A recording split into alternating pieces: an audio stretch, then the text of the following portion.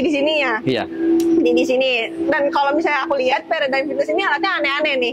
Ya kan ya? Alatnya aneh-aneh. Jadi bukan kayak di gym pada umumnya gitu. Betul. Bahkan mega gym lainnya ya? Iya, bahkan mega gym lainnya kayak alatnya aneh lah gitu. Cuma mungkin di sini alatnya alat kebutuhan untuk kayak conditioning, movement dan sebagainya.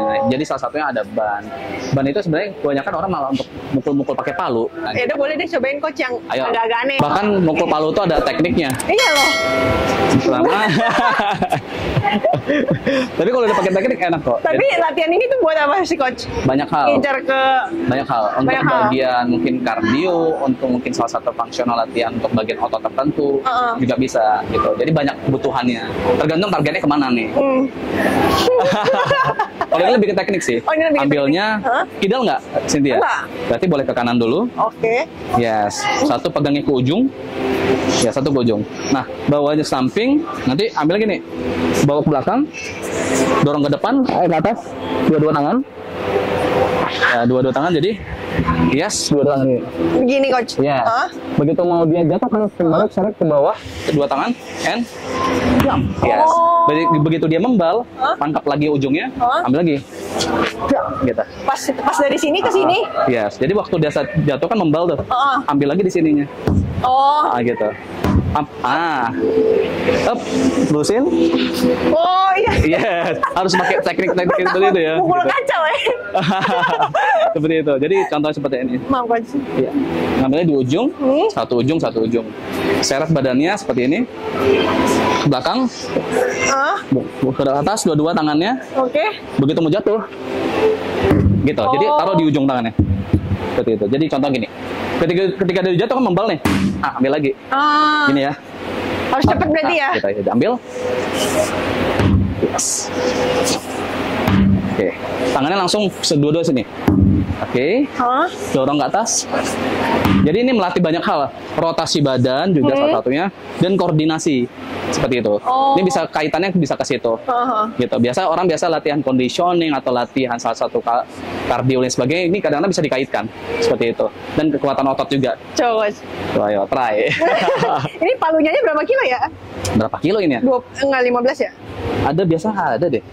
6 kilo deh. Kayaknya sekitar itu ya. 6 kilo. Ini ya? Ya, dua-dua tangannya diangkat. Oke. Up. Begitu mau dibanting, seret dia satu tangan sini ini. Nah, begitu. Pas udah membal, ambil lagi. Di depan. Yes. Dan harus pada ada titiknya. Iya, susah banget ya. Karena memang melatih rotasi dan koordinasi juga salah satunya. Seperti itu. Yang terakhir mau fokusin ke bodybuilding nih, belajar pose. Gimana sih Coach Ian kan udah pernah ikutan lomba nih ya? Itu kayak ada apa aja sih posenya yang mungkin bisa orang-orang ikutin itu? Berarti banyak ya kategori. Kategori banyak. Yes. Jadi ada body contest, ada klasik fisik, ada banyak ya, main fisik. Ada yang celana pantai, celana panjang. Ada yang pakai cuman kolor doang. Biasanya itu yang kolor doang binaraga. Kalau misalnya bagian celananya itu agak lebih panjang, itu main fisik, main klasik gitu. Klasik fisik. Jadi biasa celananya lebih kayak boxer segini gitu kan ya. Iya, betul. Lebih panjang daripada body binaraga ya. Iya, benar. Nah, seperti itu. Jadi posenya tergantung itu. Kalau binaraga biasanya seluruhnya yang dipakai. Jadi harus di pose bawah dan atas. Biasanya yang nampak paha itu nggak cewek, nggak cowok. Biasa nampain pahanya. Berarti tekan paha dulu. Misalnya kita mau main front double bicep, tekan pahanya dulu, dapat pahanya baru buka. Nah, seperti itu. Misalnya samping, side, misalnya side triceps atau side chest misalnya. Ambil dulu, pasti pahanya dulu yang akan dicari. Pahanya dulu. Iya. Yes, langsung baru setelah itu kuda-kuda dulu paha ya. Yes, baru ambil dadanya. Kencengin dulu pahanya, dapat semuanya hamstringnya, and baru up gitu. Nah, jadi yang dicari itu bagian chest sama bagian tangan dan legnya. Kalau side tricep, nanti ambilnya seperti ini. Tricep, pahanya dulu, netral, pahanya dulu, ambil posisi seperti ini dan, nah seperti ini. Wih, tricepnya cakep. Nah, seperti itu lebih kurang. Tricepnya mantep banget. Ya, gitu ya. Nah, gitu juga kalau mau main back juga gitu, back. Back. Back double bicep misalnya. Tekan legnya dulu, hamstringnya, glutesnya dapet, baru setelah itu tekan backnya, and buka. Oke. Nah, jadi nggak boleh sampai ketutup atau tinggi atau kalau tutup nggak boleh. Seperti ini, dibuka, tekan dan buka. Dengan posisi tekan bagian hamstring dengan legnya dulu, tarik ke belakang dan hias. Koran bagian back juga seperti itu, yang bagian leg spread-nya, back spread ya. Tekan legnya dulu, yes, glutes, hamstring kena, baru buka seperti ini. Nah, ini dia. Seperti itu lebih kurang. Kalau cewek juga begitu. Biasa cewek kan tergantung ya. Kalau cewek itu ala bodybuilding, pasti ada yang double bicep dan sebagainya. Tapi biasanya lebih dominan kan gerakannya lebih estetiknya lebih ke cewek-cewekan. Begitu, misalnya ambil, tekan glutesnya dan bisa ya? Yes, dan buka. Ya gitu. Yes, ada yang tricepnya juga. Seperti itu. Jadi tapi kalau misalnya cewek ala bodybuilding, misalnya ala bodybuilding juga. Kalau kelasnya di bawah sedikit biasa agak lebih estetik gerakannya. Biasa ada begini ya? Yes, ada gerakannya seperti buka dan seperti itu. Kalau bagian belakangnya juga gitu. Bagian belakangnya juga ada ya? Mereka nggak tekan hamstring. Dia nggak tekan? Benar. Jadi nampain shape bagian glutesnya dan hamstringnya, dia tonggekin. Nah, seperti itu. Yes. Dia juga sama ya, tapi ada kayak gininya ya? Ada, karena kalau bagian itu biasa mereka ada tekan dikit biasa gitu. Tapi nggak seperti spesifiknya ala bodybuilding laki-laki. Seperti itu. Mau coba? Coba deh, tapi gimana ya? Kalau misalnya laki-laki biasanya tekannya boleh secara misalnya mau estetiknya ala zaman dulu, biasa nggak lurus dia, dijatuhkan ke samping dikit dan dengan posisi dada tetap terbuka. Jadi nggak boleh posisinya gini. Backnya agak kejepit, jadi dibuka. Gitu. Lebih kurang. Coba deh. Kadang bingung kalau pose tuh. Ayo. Kakinya boleh taruh satu dari ini, hadap ke sana, satu hadap ke sana. Gitu. Yes, dan dijatuhkan. Yes, jadi kakinya sedikit tekuk yang bagian depan kanan. Ya, tekuk begini. Yes, dan itu lurus. Yes, udah. Buka and. Gitu. Tinggal main-main aja deh. Tangannya lurusin. Yes. And gitu, atau begini kayak sebagai banyak sih. Jadi ya lebih keren kelihatannya. Kalau misalnya pose samping cewek itu gimana, Coach? Banyak sih ya, ada yang model seperti ini juga, ada yang model kayak cewek juga ada kayak gini ya? Iya, tapi biasanya mereka agak gini nih tekannya. Jadi nampain pahanya. Yes, and biasanya langsung buka seperti ini. Banyak sih gerakan-gerakannya. Sekarang samping tuh kayak susah gitu loh. Iya, jadi kadang mutar nambahin sih bagian. Buat nambahin bagian ini. Betul, kadang-kadang mereka ke depan dan ada juga kayak gini ya? Yes, banyak sih. Banyak.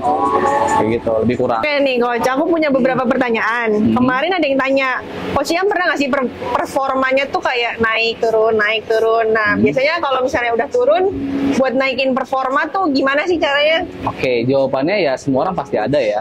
Nggak mau itu atlet dunia, mau atlet, mau dia nggak atlet atau siapapun, dalam hal apapun, pekerjaan apapun, biasa ada pasti naik dan turun. Bener. Dan balik lagi naik dan turunnya itu kenapa gitu? Apakah karena stres, kurang tidur, atau karena masalah samping makanan gitu? Karena biasa kalau kurang tidur biasa faktornya akan meningkat tuh kortisol kan, hormon stres. Nah, akhirnya buat mood sehari-hari itu nggak enak. Kalau udah mood sehari-hari nggak enak, makan nggak enak. Makan udah nggak enak, ya latihan juga kekurangan kalori. Akhirnya banyak kali karbo dan kalori, kekurangan energi. Nah, itu yang membuat orang tuh kadang-kadang naik dan turun. Kayak gitu. Jadi apa yang mau ditingkatkan dulu nih? Mungkin tidurnya cukup, tapi performanya nggak bagus nih. Berarti mungkin ya benar nih dimakannya atau program lain sebagainya yang kurang tepat seperti itu. Jadi cara meningkatkannya ya direview ulang. Apakah karena tidurnya, apakah karena something di program makan dan latihannya, atau motivasinya yang kurang bahkan, atau goalnya nggak ada. Biasa kalau orang nggak ada tujuan, berarti nggak akan ada motivasi yang terukur gitu. Gitu sih. Oke, Coach. Ini juga ada yang nanya, adakah cara untuk melatih tendon? Oh, ada. Tendon apa dulu nih? Tendon kan banyak ya? Banyak. Kalau misalnya anggaplah tendon yang di sini deh, Coach. Lutut ya? Yang nyambungin paha sama lutut gitu. Ya banyak latihannya. Pertama kalau misalnya aku pribadi latihan ala bodybuilding, biasa latihannya pakai ritme. Iya. Jadi misalnya gimana tuh, Coach? Squat dengan beban yang nggak terlalu berat, turunnya itu bisa 4 detik dan 4 detik naik, 4 detik turun. Seperti itu. 4 detik naik, gitu. 4 detik turun. Ya, tapi itu kembali lagi ya, ada bagian yang mungkin kita akan utamakan juga, mungkin mobilitasnya. Ketika bagian mobilitas itu kan ada bagian mobilitas kan berarti ruang gerak sendi ya. Ada bagian banyak, kalau dari kaki itu dari lower kita biasa bilang dari ankle, lutut, dan bagian hip. Mungkin karena bagian ketiga itu tidak tidak bekerja dengan maksimal, sehingga ketika kita melakukan squat yang harusnya tadi lututnya agak sedikit maju jadi agak mundur karena hipnya kurang bekerja, sehingga membuat tendonnya itu bekerja lebih banyak dan cedera. Mungkin bisa jadi karena itu. Jadi salah satu yang untuk menghindari latihan yang baik dan benar, perbaiki untuk untuk hipnya, untuk mobilitasnya, mobilitas sendinya. Nah, dengan begitu biasanya akan lebih mengurangi cedera, khususnya tendon. Itu ya. Tapi kalau cara ngelatihnya itu tadi, latihan squat dengan tidak terlalu berat, dan latihannya biasa kalau misalnya aku pribadi, aku juga ada masalah lutut sih ya. Dulunya pernah kecelakaan, pernah patah dan sebagainya, pernah geser juga. Jadi cara ngelatihnya ya dengan ritme 4 detik dan 4 detik gitu. Ya, tapi cara untuk mengantisipasinya biasa latihan mobilitas yang baik dan aktivasi otot yang baik gitu. Mungkin mobilitasnya bagus, aktivasinya kurang, dan mungkin latihan untuk core-nya juga nggak begitu baik, akhirnya banyak hal yang terjadi, pendek cerita ya tendonnya bermasalah gitu. Oke, siap coach. Sama ini kemarin nih dia nanya udah makan belum? Nah, cuman kan dari pertanyaan dia saya jadi kepikiran juga, saya kepo sama pola makan coach yang dia benar-benar nanyanya udah makan belum gitu coach. Kayak pola makan coach Iam nih tiap hari udahlah makan apa aja dulu yang ada, atau kayak harus nih bawa bekal protein harus ada ini susu protein apa segala macam. Kalau begitu sih pertanyaannya jawabannya tergantung ada kompetisi apa nih. Kalau ada ala bodybuilding berarti makannya akan super sangat dijaga sekali, tepat ya bahasanya. Mungkin defisit kalorinya juga terukur, kalorinya terukur, proteinnya terukur. Habis itu banyak hal ya, karbonya juga harus dipikirkan. Banyak strategi-strategi seperti itu. Tapi kalau misalnya sekarang anggaplah kayak maintenance ya, maintenance deh, orang biasa bisa ngikutin gitu coach. Yang penting tuh apanya ya? Makan Indomie juga, makan goreng-gorengan juga, makan siomay, padang-padangan, makan apa? Tunjang, makan juga. Jadi sebenarnya nggak ada pantangan makanan. Jadi gini, kalau kita mau bebas makan, buat otot sebanyak-banyaknya di badan. Semakin banyak otot, ya semakin akan bebas makannya. Gitu kan. Tapi mau tetap terjaga performa yang bagus atau nggak, contoh kayak Mas Aderay. Mas Aderay kan badannya kan terjaga banget. Gitu terus. Dia pada umumnya menjaga makanannya sesuai kebutuhan badan gitu. Tapi ketika pakai makan bebas ya makan bebas. Tapi ya kita sebagai manusia pengen punya badan bagus harus tahu diri kan. Tahu dirinya dengan cara ya terus menjaga makan sebaik mungkin gitu. Makanya kayak Mas Aderay sama saya kan, Mas Aderay gede kering ya. Kalau saya mungkin nggak begitu kering dibanding beliau. Tapi kalau dibandingkan orang yang nggak latihan, saya akan lebih bebas makannya daripada orang yang biasa. Gitu. Tapi kalau misalnya saya dibanding Mas Aderay, makan Mas Aderay akan lebih bebas dari saya. Karena kenapa? Ruang mesinnya itu, mesin pembakarannya lebih besar. Kayak gitu. Jadi itu sih teman-teman. Intinya kalau nggak ada prepare tanding, ya nggak makan yang khusus-khusus gitu. Bahkan kalau strongman dianjurkan makan makanan gula yang lebih, karbo yang banyak, buat tenaga kayak gitu. Powerlifting juga gitu makannya kan. Cuma walaupun coach yang misalnya anggaplah sebebas mungkin, akan kelihatan tetap lebih terjaga karena mesin pembakarnya dan penampungannya ini udah lebih gede di badan. Ya betul. Makanya kalau makan itu biasa sebebas-bebasnya tetap tahu diri juga. Misal makan padang, nggak santannya, tapi mungkin kayak ada rendang, bumbu yang atasnya yang keringnya ambil dikit buat rasa kayak gitu. Makan mie goreng, pengen makan mie goreng makan aja, tapi tetap latihan ototnya tetap terprogram dengan baik dan benar kayak gitu. Seperti itu lebih kurang teman-teman. Intinya tahu diri. Benar-benar tahu diri intinya mah. Abis ini kira-kira coachnya mau menekuni olahraga apa lagi nih? Silat udah, strongman udah, calisthenics udah, udah. Pengen sih calisthenics sih nanti. Gitu. Calisthenics ya, mau tanding ya? Ya, tapi goalnya tetap ya. Goalnya kepengen kalau aku dikenal sebagai coach mindset, tapi spesifik utamanya adalah bodybuilding core-nya dan kekuatannya itu strongman sih sebenarnya. Makanya sekarang prestasi tertinggi strongman ya. Dan semoga tahun ini di Oktober nanti mau coba tanding lagi di strongman, mau coba rebut gelar juara dunia. Buset. Karena 2 tahun berturut-turut 2021, 2022 itu orang Inggris yang ngambil. Karena coach Iamnya nggak main. Jadi nggak apa-apa. Kita tunggu ya. Kita tunggu. Jadi 2026. Jadi 2023 akhirnya nggak tahu ya update-nya, belum lihat yang 2023. Jadi pengen 2024 bergelar. Cita-citanya pengen jadi juara 1 dunia itu 3 kali cita-cita. Amin. Nah, dan nanti ini ada salah satu hal yang belum pernah diucapin ke orang, belum pernah dibilang nih, cuma di sini nih. Apa tuh? Salah satunya pengen calisthenics ini juara juga Asia, dan pengen di profilnya itu semua pertandingan tuh pengen internasional semua, bodybuilding internasional, powerlifting internasional, calisthenics internasional. Pengennya begitu. Tapi kalau nggak bisa minimal ya calisthenics kan dibuat internasional. Pengen coba buat rekor muri lah. Rekor muri, oke. Gitu. Siap. Semoga salah satu kategori yang semoga tercapai ya. Semoga termasuk di dalam hal yang cocok dimasukkan ke rekor muri. Oke. Amin. Amin, amin banget, amin. Terakhir nih coach, ada yang nanya, ini sebenarnya pertanyaan umum sih, tapi aku mau tanya sesuai dengan mindset Coach Iam. Oke. Pertama kali gym, motivasinya apa buat nyoba nge-gym? Nah, mungkin kayak Coach Iam bisa bagiin mindset penting apa sih yang harus dimiliki semua orang supaya kayak gue nggak mageran gitu loh, dan gue mau buat olahraga. Kayak orang tuh kebanyakan nunggu motivasi gitu coach, tapi sebenarnya kayaknya cuma butuh mindset gitu loh, mindset yang benar buat olahraga. Iya, balik lagi, satu hal yang diutamakan adalah tahu diri. Tahu diri. Ada satu kata-kata gini, aku ada buat kata-kata seperti ini. Kemampuan apa? Pilihannya cuma satu nih, mau diam dalam kesulitan atau mau sulit menuju kesuksesan. Gitu. Orang kadang-kadang dia tahu dia ada sesuatu yang kayak mencapai goal, dia tahu susah, tapi dia nggak siap dalam kesusahan itu. Dia mau langsung mendapatkan goalsnya, instan bahasanya.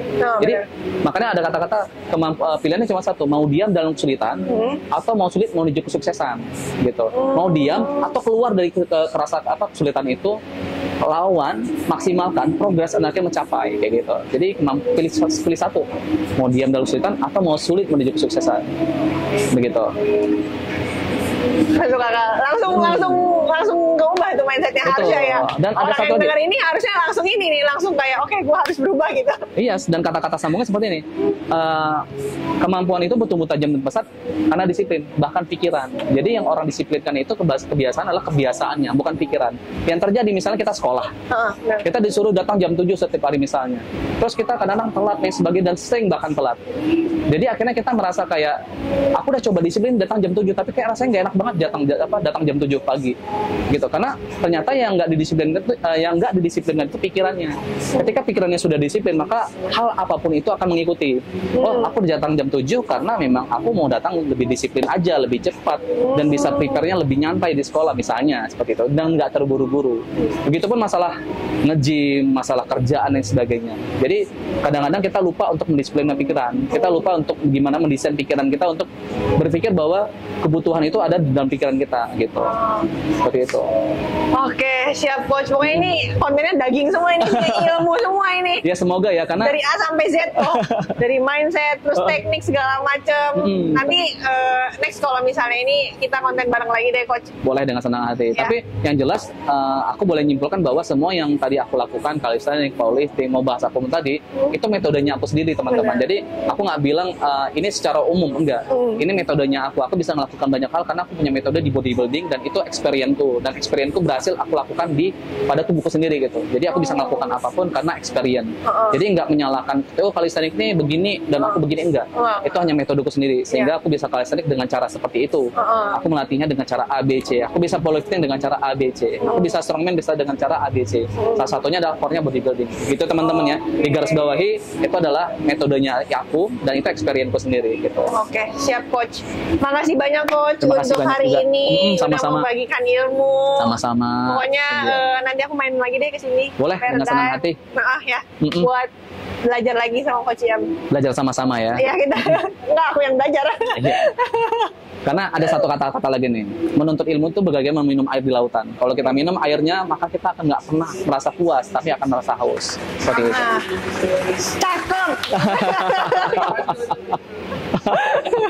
Thank you ya coach. Thank you, Cynthia. Siap, sehat selalu. Sama-sama. Sukses juga. Kayak doanya sama jadinya ya. Iya, Tuhan berkati. Amin, semoga sama-sama. Cynthia juga seperti itu. Dan kontennya selalu sukses dan menginspirasi dan juga memotivasi. Amin. Bye-bye guys. Coach mindset.